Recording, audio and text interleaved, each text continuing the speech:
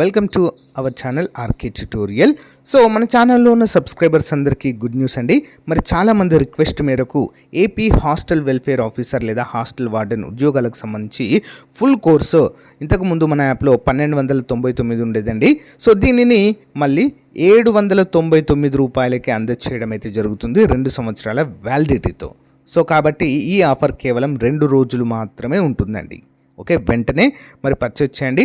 ఇందులో 1000కి పైగా క్లాసెస్ ఉంటాయి, టెస్ట్ సిరీస్ ఉంటుంది, పీడిఎఫ్ మెటీరియల్ కూడా ఉంటుంది. మూడవ 20 సంవత్సరాల ఎక్స్పీరియన్స్ కలిగిన ఫ్యాకల్టీ చేత క్లాసెస్ అయితే చెప్పించి అప్డేట్ చేయడం జరిగింది.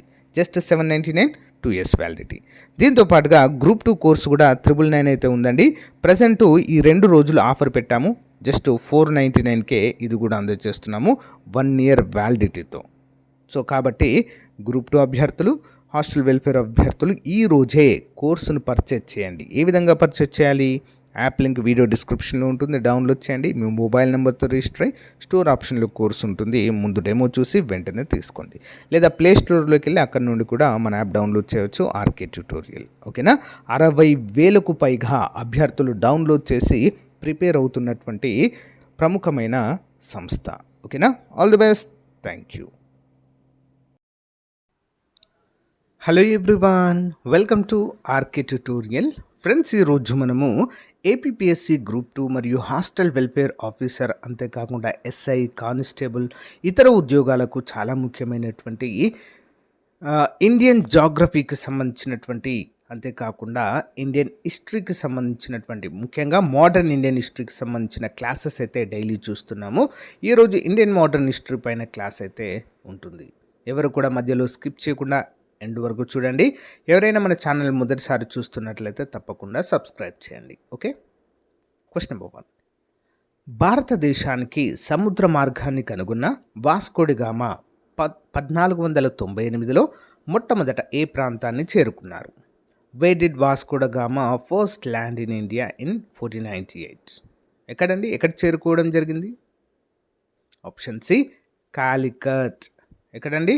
కాలికట్లో చేరుకోవడము జరిగింది. భారతదేశానికి సముద్ర మార్గాన్ని కనుగొన్న వారు ఎవరండి? వాస్కోడ గామా. ఓకేనా? అందరు కూడా గమనించాలి. మీ అందరికీ చిన్న జీకే క్వశ్చన్ అండి, ఎంతమంది సమాధానం చెప్తారో చూద్దాము. ఇటీవల కాక్రోచ్ జనతా పార్టీ అనేది మరి జంజీల పార్టీగా, ఓకేనా, ఒక వినూత్నమైనటువంటి నిరసన అయితే స్టార్ట్ కావడం అయితే జరిగింది.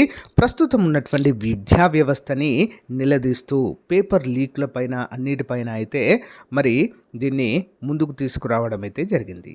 ఓకే, మరి దీనికి ఇది ఏర్పాటు కావడానికి ప్రధాన కారణమైనటువంటి సుప్రీంకోర్టు ప్రధాన న్యాయమూర్తి అయినటువంటి వారి యొక్క వాక్యాలే ఇది పుట్టుకురావడానికి ప్రధాన కారణము. అయితే ప్రస్తుత సుప్రీంకోర్టు ప్రధాన న్యాయమూర్తి పేరేంటి? కామెంట్ చేయాలి ప్రతి ఒక్కరు కూడా, మీకు తెలిస్తే. లేదా మీకు తెలియకపోతే India CJI, chief justice of India అని కామెంట్ పెట్టండి. సిజేఐ అని కామెంట్ పెట్టండి, నేను ఆన్సర్ చెప్తా. ఓకే, వివరాలు చూద్దాం. పోర్చుగీస్ నావికుడైన వాస్కోడ గామా కేరళ తీరంలోని కాలికట్కు చేరుకున్నారు. మరి అప్పటి కాలికట్ రాజు జమోరిన్ ఆయనకు స్వాగతం పలకడం అయితే జరిగింది. ఇంపార్టెంట్. Next one. భారతదేశంలో సివిల్ సర్వీసెస్ పితామహుడు అని ఎవరిని పిలుస్తారు? Who is known as the father of civil services in India? ఎవరండి? Option C, Lord Cornwallis. వివరాలు చూద్దాం. లార్డ్ కార్న్వాలిస్ పరిపాలనా సంస్కరణల ద్వారా సివిల్ సర్వీసెస్ను ఆధునీకరించి అవినీతిని అరికట్టడానికి గట్టి నిబంధనలు తేవడము చూడవచ్చు. Next one. ప్లాసీ యుద్ధము, బ్యాటిల్ ఆఫ్ ప్లాసీ ఏ సంవత్సరంలో జరిగింది? In which year did the battle of Plassey take place? ఎప్పుడండి? ఆప్షన్ ఏ, 1757 జూన్ 23న జరిగిందండి ప్లాసీ యుద్ధము. వివరాలు చూద్దాం. రాబర్ట్ క్లైన్ నేతృత్వంలోని బ్రిటిష్ ఈస్ట్ ఇండియా కంపెనీ, మరి ఈ కంపెనీ యొక్క సేనలు బెంగాల్ నవాబు సిరాజుద్దౌలను ఓడించాయి. ఈ యుద్ధము భారతదేశంలో బ్రిటిష్ అధికార స్థాపనకు పునాది వేశాయి. ఇంపార్టెంట్ క్వశ్చన్ అండి. బ్రిటిష్ వారు భారతదేశంలో అధికారాన్ని చెలాయించడానికి మరి వారు చేసినటువంటి మొట్టమొదటి యుద్ధము, దీంట్లో విజయం కూడా సాధించారు. Okay, next one. సతీ సహగమన నిషేధ చట్టము 1829లో వచ్చినప్పుడు భారత గవర్నర్ జనరల్ ఎవరు? Who was the governor general of India when Sati was abolished in 1829? Answer Lord William Bentinck. Lord William Bentinck. మరి ఎవరి కృషి కారణంగా ఈ యొక్క సతీ సహగమన నిషేధ చట్టం భారతదేశంలో వచ్చింది అంటే రాజా రామ్మోహన్ రాయ్ గారి కృషి ఫలితంగా. మరి లార్డ్ విలియం బెంటిక్ రెగ్యులేషన్ 17 ద్వారా సతీ ఆచారాన్ని చట్టవిరుద్ధంగా ప్రకటించడం జరిగింది. ఏంటండి రెగ్యులేషన్ 17? చాలాసార్లు ఎగ్జామ్లో అడిగారు, ఇది గుర్తుంచుకో. Next question. 1857 తిరుగుబాటు సమయంలో ఝాన్సీ ప్రాంతంలో తిరుగుబాటుకు నాయకత్వం వహించింది ఎవరు? Who lead the 1857 revolt in Jhansi? ఎవరండి? రాణి ఝాన్సీ లక్ష్మీబాయి గారు. ఓకే, వివరాలు చూద్దాం. వారసుడు లేడనే నెపంతో లార్డ్ డల్హౌసీ ప్రవేశపెట్టిన రాజ్య సంక్రమణ సిద్ధాంతము డాక్ట్రిన్ ఆఫ్ ల్యాప్స్ ద్వారా ఝాన్సీని ఆక్రమించడంతో రాణి లక్ష్మీబాయి బ్రిటిష్ వారిపై వీరోచితంగా పోరాటం చేయడం అయితే జరిగింది. ఇంపార్టెంట్ క్వశ్చన్ అండి ఇది. Next one. భారత జాతీయ కాంగ్రెస్ మొదటి సమావేశంలో 1885లో ఎక్కడ జరిగింది? మొట్టమొదటి భారత జాతీయ కాంగ్రెస్ సమావేశం. Where was the first session of the Indian national Congress held in 1885? ఎక్కడండి? బాంబే. ఓకే, మహారాష్ట్ర రాజధాని బొంబాయిలో జరిగింది. బొంబాయిలోని గోకుల్దాస్ తేజ్పాల్ సంస్కృత కాలేజీలో ఉమేష్ చంద్ర బెనర్జీ అధ్యక్షతన 72 మంది ప్రతినిధులతో తొలి సమావేశము జరిగింది. మరి భారత జాతీయ కాంగ్రెస్ ఏర్పాటు కావడంలో ముఖ్య పాత్ర పోషించిన వారు ఎవరండి? ఏవో హ్యూమ్. ఓకే, ఏవో హ్యూమ్. మరి ఏ బ్రిటిష్ గవర్నర్ కాలంలో ఇది మరి ఏర్పాటు కావడం జరిగిందంటే లార్డ్ డఫ్రిన్. ఓకే, గుర్తుంచుకోవాలి. నెక్స్ట్.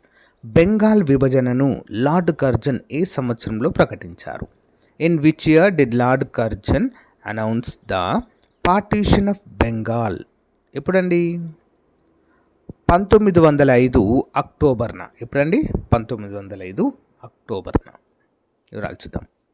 పాలనా సౌలభ్యం అనే నెపంతో హిందూ ముస్లింల ఐక్యతను దెబ్బతీయడానికి కర్జన్ బెంగాల్ను విభజించారు. దీనికి వ్యతిరేకంగా వందే మాతరం స్వదేశీ ఉద్యమం ప్రారంభమైంది. ఇప్పుడు 1905లోనే. మళ్ళీ దీన్ని బెంగాల్ విభజనను మరి అన్ని నిరసనలు కారణంగా మరి 1911లో లార్డ్ డఫ్రిన్ లార్డ్ సంథింగ్ ఒక అంటే బ్రిటిష్ గవర్నర్ జనరల్గా ఉన్నటువంటి 1911లో మళ్ళీ బెంగాల్ని ఏకీకరణ చేయడం అయితే జరిగిందండి. ఓకేనా, అందరూ కూడా గమనించాలి. నెక్స్ట్. స్వరాజ్యం నా జన్మ హక్కు, దానిని నేను సాధించి తీరుతాను అని నినాదించిన నాయకుడు ఎవరు? Who gave the slogan Swaraj in my birth right and I షిల్ have it అన్నది ఎవరండి? బాలగంగాధర్ తిలక్. వివరాలు చూద్దాం. అతివాద నాయకుడైన లోకమాన్య తిలక్ ప్రజలలో జాతీయ చైతన్యం నింపడానికి శివాజీ ఉత్సవాలు, గణేష్ ఉత్సవాలను ప్రారంభించారు. ఓకేనా, ఇప్పుడు 1893-94 ఆ టైంలో. Okay, next. ముస్లిం లీగ్ను ఏ సంవత్సరంలో ఎక్కడ స్థాపించబడింది? In which year and where was the Muslim league founded? ఎక్కడండి? 1906 ఢాకాలో అండి. ఇక్కడ 1906 ఢాకాలో దీన్ని స్థాపించడం జరిగింది. నెక్స్ట్. నవాబ్ సలీముల్లా ఆఘాఖాన్ల నేతృత్వంలో 1906లో బంగ్లాదేశ్ రాజధాని ఢాకాలో ముస్లిం లీగ్ ఏర్పడింది. ఎక్కడండి? బంగ్లాదేశ్ రాజధాని ఢాకాలో. Next one. కాంగ్రెస్లో తీవ్రవాదులు మితవాదులు ఏ సమావేశంలో విడిపోయారు? అంటే అతివాదులు మితవాదులు, అతివాదులు అంటే తీవ్రవాదులు అని అర్థము. ఓకే, అతివాదులు మితవాదులు ఏ సంవత్సరంలో విడిపోయారు? దీన్నే సూరత్ సమావేశం అని కూడా అంటారండి. In which session did the moderates and extremists split? ఎప్పుడు? 1907వ సంవత్సరంలో. ఎప్పుడండి? 1907వ సంవత్సరంలో. 1907 సూరత్ సమావేశంలో రాజ్ బిహారీ ఘోష్ అధ్యక్షుడిగా ఎన్నికైనప్పుడు వ్యూహాలు సిద్ధాంతాల పరంగా విభేదాలు వచ్చి కాంగ్రెస్ రెండుగా చీలిపోయింది. ఓకేనా. భారత జాతీయోద్యమాన్ని మనము 3 దశలుగా విభజించవచ్చండి. ఒకటి, భారత జాతీయ కాంగ్రెస్ ఏర్పడినటువంటి దశ 1885 నుంచి 1906-7 మధ్య. నెక్స్ట్ అతివాదులు మితవాద దశగా 1906 నుంచి 16 ఆ టైంలో. నెక్స్ట్ వచ్చింది గాంధీ యుగం అప్ టు స్వతంత్రం వరకు. అంటే 3 దశలుగా మనము విభజించుకోవచ్చు. ఓకే. నెక్స్ట్ వన్, గాంధీజీ దక్షిణాఫ్రికా నుండి భారతదేశానికి శాశ్వతంగా ఏ రోజున తిరిగి వచ్చారు? On which day did Mahatma Gandhi permanently return to India from south Africa? Answer option A అండి, 9 జనవరి 1915. ఎప్పుడండి? 9 జనవరి 1915. ఇంపార్టెంట్ వివరాలు చూద్దాం. గాంధీజీ భారత్కు తిరిగి వచ్చిన జనవరి 9వ తేదీని పురస్కరించుకొని కేంద్ర ప్రభుత్వం ప్రతి ఏటా ప్రవాసీ భారతీయ దివాస్ని నిర్వహిస్తుంది. ఏంటండి? Pravasi Bharatiya Divas. Okay, important. Jallianwala Bagh దురాంతం ఏ పండుగ రోజున జరిగింది? On which festival day did the Jallianwala Bagh massacre take place? ఎప్పుడండి? బైసాఖీ పండుగ అండి. సిక్కుల యొక్క పవిత్రమైనటువంటి పండుగ ఈ బైసాఖీ పండుగ రోజున మరి ఈ అమృత్సర్లోని స్వర్ణ దేవాలయంలో ప్రజలందరూ కూడా గుమిగూడి అంటే భక్తి శ్రద్ధలతో పండుగ నిర్వహించుకున్నటువంటి సమయంలో మరి నిరాధాయులైనటువంటి ప్రజలపై కాల్పులు జరిపారండి. ఓకేనా. 1919 ఏప్రిల్ 13న పంజాబీలు లీప్ ఇయర్ లేదా పంటల పండుగ అయిన బైసాఖి రోజున అమృత్సర్లో ఈ యొక్క దుర్ఘటన జరిగింది. ఓకేనా. దీనికి గల కారకులు ఎవరండి? సో దీనికి జనరల్ ఓ డయ్యర్. ఎవరండి కాల్పులు జరిపిన వ్యక్తి?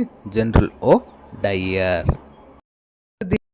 దీనికి అరెస్టు కాబడినటువంటి వ్యక్తులు ఎవరండి ఈ యొక్క దానిలో అంటే డాక్టర్ సైఫుద్దీన్ కిచ్లు అండ్ సత్యపాల్ అనేటువంటి ఇద్దరిని అరెస్ట్ చేయడం జరిగింది. ఓకే. నెక్స్ట్, గాంధీజీ నాయకత్వంలో జరిగిన మొట్టమొదటి సత్యాగ్రహం ఏది? గాంధీజీ నాయకత్వంలో. Which was the first Satyagraha led by Mahatma Gandhi in India? ఏంటండి? చంపారన్ సత్యాగ్రహం. ఏంటండి? చంపారన్ సత్యాగ్రహము. 1917లో బీహార్లోని చంపారన్లో తీన్ కతియా పద్ధతి ద్వారా నీలిమందు పండించమని రైతులను వేధిస్తున్న యూరోపియన్ తోటల యజమానులకు వ్యతిరేకంగా గాంధీజీ ఈ పోరాటం చేయడమైతే జరిగింది. ఓకేనా. ఇంపార్టెంట్ క్వశ్చన్ అండి. అయితే గాంధీజీ గారు ఈ ఉద్యమంలో పాల్గొనాలని రాజ్ కుమార్ శుక్లా గారిని ఆహ్వానించడం అయితే జరిగింది. చాలా ఇంపార్టెంట్ క్వశ్చన్ అండి ఇది. గాంధీజీ గారు మొట్టమొదటి సత్యాగ్రహము ఇదే భారతదేశంలో. ఓకే. నెక్స్ట్, ఏ ఘోర సంఘటన కారణంగా గాంధీజీ సహాయ నిరాకరణ ఉద్యమాన్ని ఉపసంహరించుకున్నారు? Due to which incident did Gandhi withdraw the non cooperation movement? దేనివల్ల అండి? చౌరా చౌరీ సంఘటన కారణంగా. ఓకే. ఎందుకు జరిగింది ఇది మరి? 1922 ఫిబ్రవరి 5న ఉత్తరప్రదేశ్లోని చౌరీ చౌరా గ్రామంలో ఆగ్రహం వ్యక్తం చేసిన ఉద్యమకారులు పోలీస్ స్టేషన్ను తగలబెట్టడంతో 22 మంది పోలీసులు మరణించారండి. మరి హింసను నిరసిస్తూ గాంధీజీ ఉద్యమాన్ని నిలిపివేయడమైతే జరిగింది. ఓకే. సహాయ నిరాకరణ ఉద్యమంలో భాగంగా. ఓకేనా. ఇంపార్టెంట్. నెక్స్ట్, సైమన్ కమిషన్ భారతదేశానికి ఏ సంవత్సరంలో వచ్చింది? In which year did the Simon commission arrive in India? ఎప్పుడండి? 1928 ఫిబ్రవరిలో రావడం జరిగింది. సైమన్ కమిషన్ ఏ సంవత్సరంలో వేశారు? 1927లో. సో ఆ కమిషన్ భారతదేశానికి మరి నిజానిజాలు తెలుసుకోవడానికి రావడం జరిగింది 28లో. ఓకే. చూద్దాం. 1919 చట్టం పనితీరును సమీక్షించడానికి 1927లో లండన్లో ఏర్పాటైన ఈ కమిషన్ 1928లో భారత్కు వచ్చింది. అయితే ఇందులో ఒక్క భారతీయుడు కూడా లేకపోవడంతో సైమన్ గోబ్యాక్ అనే నిరసనలు వ్యక్తమయ్యాయి. ఓకేనా. మరి ఇందులో ప్రముఖంగా మరణించిన వ్యక్తి ఈ ఉద్యమంలో లాలా లజపత్ రాయ్. ఓకేనా. మరి ఒక పోలీస్ కొట్టినటువంటి లాఠీ దెబ్బ కారణంగా మరి లాలా లజపత్ రాయ్ గారు మరణించడం అయితే జరిగింది. ఓకేనా, ఇంపార్టెంట్ క్వశ్చన్. నెక్స్ట్, కాంగ్రెస్ సమావేశంలో కాంగ్రెస్ ఏ సమావేశంలో పూర్ణ స్వరాజ్ తీర్మానాన్ని ఆమోదించింది? In which session did the INC pass the Purna Swaraj resolution? ఇప్పుడు 1929 లాహోర్ సమావేశంలో తీర్మానించిన వారెవరు? మరి అధ్యక్షులుగా ఉన్నటువంటి వారు జవహర్లాల్ నెహ్రూ. మరి లాహోర్ సమావేశంలో పూర్ణ స్వరాజ్ తీర్మానం చేశారు. దీని ప్రకారము 1930 జనవరి 26న దేశవ్యాప్తంగా మొదటి స్వతంత్ర దినోత్సవాన్ని జరుపుకోవడము జరిగింది. ఇంపార్టెంట్ క్వశ్చన్ అండి. ఇదే మనం జరిపినటువంటి మొట్టమొదటి స్వతంత్ర దినోత్సవం 1930 జనవరి 26. దాన్నే మనము స్వతంత్రం వచ్చిన తర్వాత కూడా గుర్తుగా జనవరి 26నే రిపబ్లిక్ డేగా జరుపుకోవడం అయితే చేస్తున్నాం అదే రోజుని. ఓకే, నెక్స్ట్, గాంధీజీ దండి యాత్రను ఎక్కడి నుంచి ప్రారంభించారు? From where did Mahatma Gandhi start his Dandi march? ఎక్కంచండి, ఆప్షన్ బి సబర్మతి ఆశ్రమం.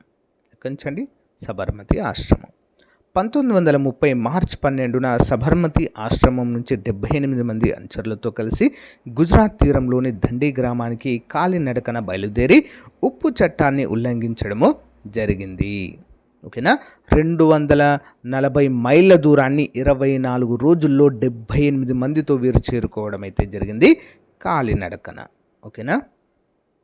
నెక్స్ట్ వన్, గాంధీజీ కేవలం ఒక రౌండ్ టేబుల్ సమావేశానికి మాత్రమే హాజరయ్యారు. ఏంటది? To which single round table conference did Mahatma Gandhi attend? ఏంటండి? రెండవ సమావేశము. వివరాలు చూద్దాం. 1931లో జరిగిన గాంధీ ఇర్విన్ ఒప్పందం ప్రకారము గాంధీజీ కాంగ్రెస్ ఏకైక ప్రతినిధిగా లండన్లో జరిగిన రెండవ రౌండ్ టేబుల్ సమావేశానికి హాజరయ్యారు. అయితే డాక్టర్ బిఆర్ అంబేద్కర్ గారు మాత్రం 3 రౌండ్ టేబుల్ సమావేశానికి హాజరవుతారండి. ఈ ప్రశ్న చాలాసార్లు ఎగ్జామ్లో అడిగారు, గుర్తుంచుకోవాలి. మరి 3 రౌండ్ టేబుల్ సమావేశాలకు హాజరైన ఏకైక భారతీయుడు ఎవరు అని అడగవచ్చు ఎగ్జామ్లో. అంబేద్కర్ గారు. ఓకే, నెక్స్ట్, ఫార్వర్డ్ బ్లాక్ పార్టీని స్థాపించిన నాయకుడు ఎవరు? Who founded the Forward Bloc? ఎవరండి? సుభాష్ చంద్రబోస్. ఓకే, 1939లో త్రిపురి కాంగ్రెస్ సమావేశం తర్వాత గాంధీజీతో వచ్చిన విభేదాల వల్ల కాంగ్రెస్ అధ్యక్ష పదవికి రాజీనామా చేసి సుభాష్ చంద్రబోస్ ఈ కొత్త పార్టీని స్థాపించడం జరిగింది. నెక్స్ట్, క్విట్ ఇండియా ఉద్యమం ఏ రోజున ప్రారంభమైంది? On which date did the Quit India movement begin? Option B అండి. 8 ఆగస్టు 1942న క్విట్ ఇండియా మూమెంట్ అయితే గాంధీజీ అధ్యక్షతన స్టార్ట్ కావడం జరిగింది. బొంబాయిలోని గవాలియా ట్యాంక్ మైదానంలో. ఎక్కడండి? గవాలియా ట్యాంక్. దీన్ని ఆగస్ట్ క్రాంతి మైదానం అని కూడా అంటారు. మరి ఈ సమావేశంలో గాంధీజీ డూ ఆర్ డై, సాధిద్దాం లేదా మరణిద్దాం అనేటువంటి నినాదాన్ని ఇవ్వడం అయితే జరిగింది. ఓకేనా. సో మరి దీనికి అందరూ కూడా జాతీయ నాయకులు అందరూ కూడా అరెస్ట్ కావడం అయితే జరిగిందండి. ఆపరేషన్ బ్లూ స్టార్ లేదా ఆపరేషన్ 0 అవర్ కారణంగా కాంగ్రెస్ లీడర్స్ అందరిని కూడా ముందస్తుగా అరెస్ట్ చేస్తారు. అయితే ఈ ఉద్యమంలో ఎవ్వరు పాల్గొనరండి జాతీయ నాయకులు. ఈవెన్ గాంధీజీ గారిని కూడా అరెస్ట్ చేస్తారు. మరేంటి, ఎవరు దీన్ని ముందుండి నడిపారు? అందుకే నాయకులు లేనటువంటి ఉద్యమంగా దీనికి పేరు. నాయకులు లేని ఉద్యమం అంటే ఏంటి? మరి నాయకులు లేరు కానీ నాయకి ఉంది. క్విట్ ఇండియా మూమెంట్ నాయకి అని ఎవరిని అంటారండి? అరుణ అసఫ్ అలీ. ఓకే, గుర్తుంచుకోవాలి, అరుణ అసఫ్ అలీ. సో గైస్, ఇది ఈ రోజుకు సంబంధించినటువంటి ముఖ్యమైన క్లాస్ అండి. సో రేపటికి దీనికి కంటిన్యూస్ క్లాస్ ఉంటుంది. So stay tune. Thank you.